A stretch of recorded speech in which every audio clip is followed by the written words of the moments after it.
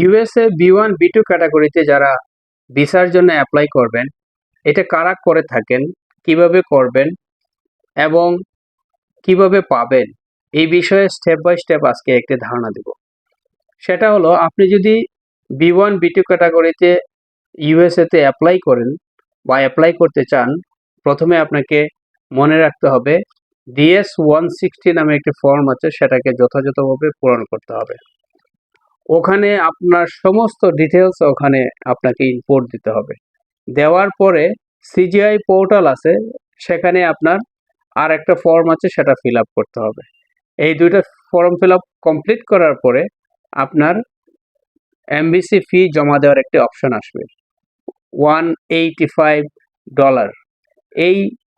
এই এমবিসি ফিটা আপনি ইবিএল ব্যাংকে গিয়ে সরাসরি জমা দিতে পারেন, অথবা আপনি অনলাইনেও জমা দিতে পারেন। এইটা জমা দেওয়ার পরে আপনার অটোমেটিকলি আপনার যে সিজিআই পোর্টালটা আছে, সেই পোর্টালে আপনার একটি অপশন দেখাবে আপনার ডেট নেওয়ার জন্য। আপনি এমবিসির একটি ডেট নিলেন, নেওয়ার পরে আপনার তখন শুরু হবে আপনার ইন্টারভিউ প্রিপারেশন।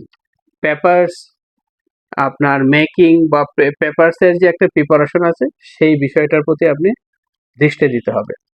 ওখানে আপনার পেপারসে আপনি কি কি নেবেন, একটি কাভার লেটার সুন্দর করে লিখে নিয়ে যাবেন। আপনার অল ডিটেলস, যেটা আপনার DS-160 ফর্মে আপনি দিতে পারেন নাই, সেই বিষয়গুলো আপনি আবার সুন্দর করে ড্রাফট করে নিয়ে যেতে পারেন। মনে রাখতে হবে, আপনি ওখানে যে কয়দিন থাকবেন সেটার উপর একটি ট্রাভেল আইটিনারি তৈরি করতে হবে।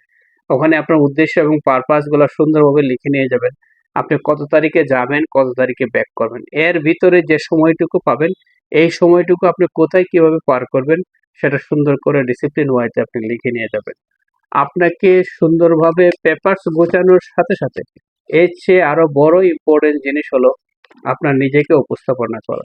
আপনি নিজে কিভাবে ওখানে উপস্থাপিত হবেন, আপনার ড্রেস আপ কি হবে, আপনার হাতের ঘড়িটা কেমন হবে, কলমটা কি হতে পারে, আপনার ওয়ালেট কিভাবে হতে পারে, আপনার কাগজের ফাইলগুলো কিভাবে নিয়ে যাবেন, সমস্ত কিছু প্রিপারেশন করে আপনাকে নিয়ে যেতে হবে।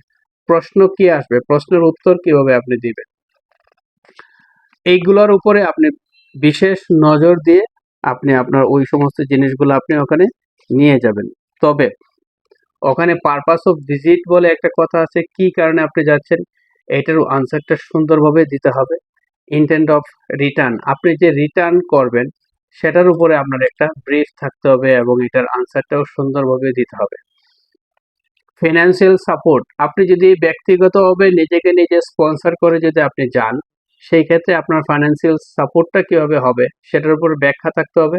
এবং এই টাকাটার যোগান কিভাবে আসতেছে, আপনার ব্যবসা কি আছে বা জব কি আছে, এটার উপরে যে আপনার যে ব্যাংক স্টেটমেন্ট, ফাইন্যান্সিয়াল সাপোর্টের ব্যাংক স্টেটমেন্ট, সেটা যথাযথভাবে উপস্থাপিত হতে হবে। লাস্টলি যেটা বলতে হবে, আপনার family tie, strong tie in your back home. আপনার বাংলাদেশ থেকে যদি আপনি যান, সেই ক্ষেত্রে বাংলাদেশে আপনার কিরকম একটি অবস্থান আছে, ভালো একটি স্ট্রং অবস্থান আছে, আপনার বাংলাদেশে ব্যাক করতে হবে। বাংলাদেশে যদি আপনি ব্যাক না করেন, আপনার ব্যবসা অচল হয়ে যাবে, আপনার ফ্যামিলি অচল হয়ে যাবে, আপনার ভবিষ্যৎ অন্ধকার হয়ে যাবে। এই সমস্ত জিনিসগুলা গুছাইয়া দেখাইতে হবে এবং বলতে হবে। এই ছিল বি1 বি2 ক্যাটাগরির একটি আপডেট। পরবর্তীতে আবারও অন্য কোনো টপিকস নিয়ে কথা হবে, দেখা হবে। আপনারা ভালো থাকবেন, আমাদের চ্যানেলটি সাবস্ক্রাইব করবেন, লাইক এবং কমেন্টস দিয়ে সাথে থাকবেন। আসসালামু আলাইকুম।